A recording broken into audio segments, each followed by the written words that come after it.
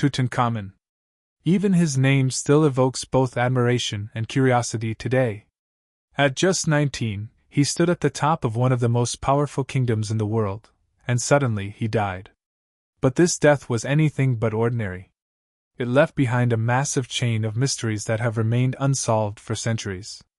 Broken bones found in his mummy, possible hidden messages on the walls of his tomb, rapidly shifting political power, new figures rising to authority, all pointing toward one single question. Did Tutankhamun simply die? Was he killed? Was he the victim of an assassination? Could he have been poisoned? Or is it all nothing more than a simple accident buried under centuries of speculation and conspiracy? In this documentary, we will unravel this millennia-old mystery step by step. We will analyze the motives of those who may have wanted him dead. We will examine the medical data obtained from his mummy and compare it with historical records.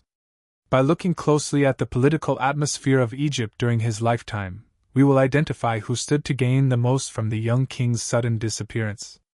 And most importantly, by the final chapters, we will bring all the evidence together and reach our own conclusion. The death of Tutankhamun is not just the end of a pharaoh. It marks the beginning of a dark chapter for an entire empire. So let us turn the dusty pages of history and begin our journey toward uncovering the truth behind this ancient mystery. Tutankhamun's life began with extraordinary drama, even for a pharaoh. He ascended the throne at just 8 or 9 years old, so young that most decisions were made not by him, but for him. And this fact forms the backbone of the theories surrounding his death: power, control, and the struggle for authority. A child king was the perfect tool for the adults surrounding him: priests, generals, viziers, and family members inside the palace, all shaping him to serve their own interests. But the political chaos caused by his father Akhenaten's radical religious reforms had already shaken Egypt. The forced adoption of the Aten cult had nearly destroyed the kingdom's economy. After becoming king, Tutankhamun had to reverse this entire system. The power of the Ammonious priesthood rose again, old temples were rebuilt, and traditional structures were restored. But this restoration only made the balance of power inside the palace more complicated. When we consider the pressures Tutankhamun lived under, it becomes easier to understand why his death is so widely debated. Because in such an environment, for a 19-year-old king to suddenly die is suspicious to say the least. Everyone is left with one question: why did such a young and powerful king vanish so abruptly? The most critical research into Tutankhamun's death comes directly from his mummy. Modern CT scans, X-rays, and tissue analyses offer many clues. The most controversial finding is the fractured leg. Did this fracture happen before death, or during mummification? Experts are still divided. Some researchers argue that the fracture occurred while he was alive and became fatal due to infection. Some even suggest a chariot accident, the type of vehicle used in battles at the time, may have caused the injury. CT scans also show fluid buildup in the lungs, which could signal a severe, deadly infection.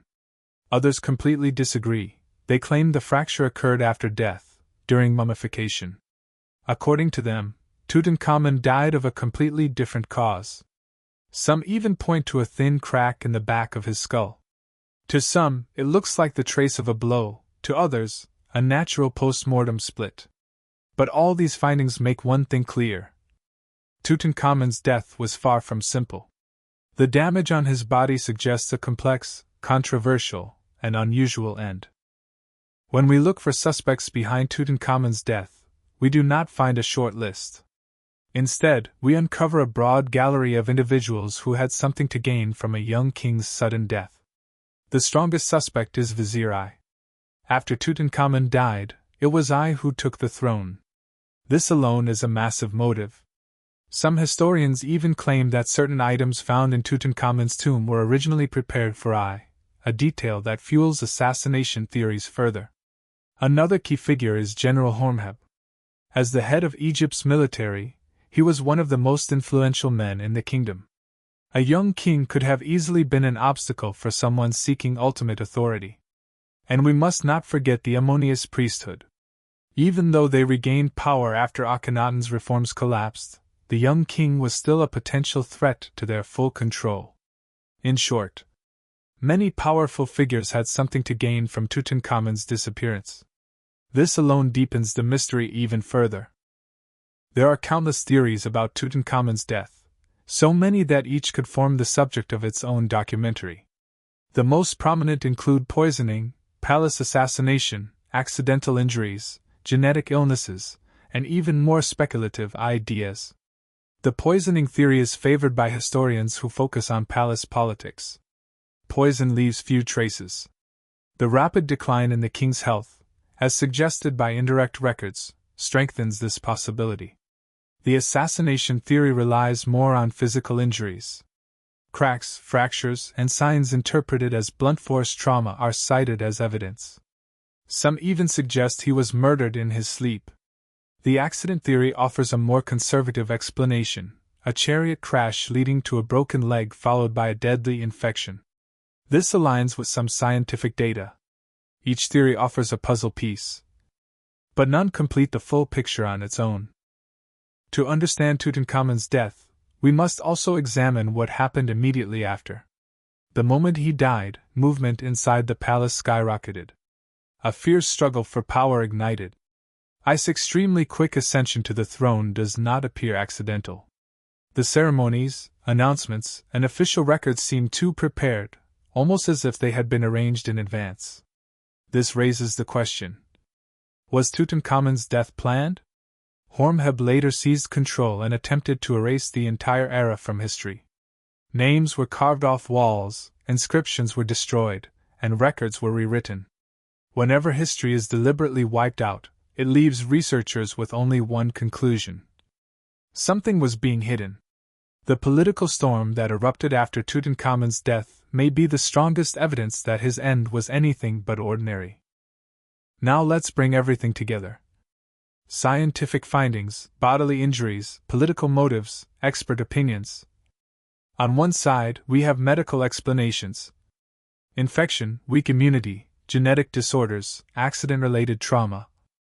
On the other, political motives: power struggles, ambition, potential royal conspiracies. A young king can die from natural causes.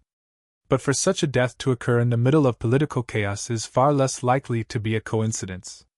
Many modern scholars believe the most reasonable explanation is a medical condition worsened by an accident, combined with poor treatment. But this does not rule out foul play. The silence of political figures, wiped records, and the rapid shift in power all hint at a more complex story. Our conclusion: Tutankhamun's death was multi-layered, triggered by physical causes, accelerated by medical failure, and possibly exploited by political actors. There may not be one killer, but there were many who benefited.